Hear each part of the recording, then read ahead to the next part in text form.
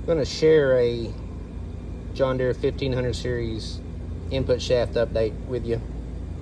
So not all part catalogs will tell you that this is a substitute for the old part number.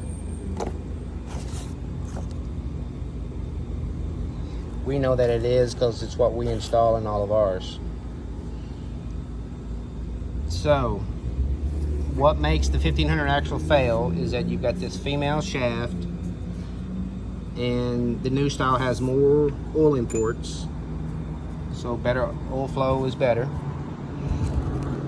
Because what happens when your needle bearing can't get oil, it's going to fail.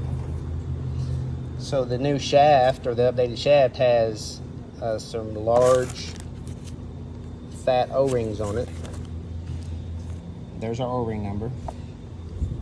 And when you put that in those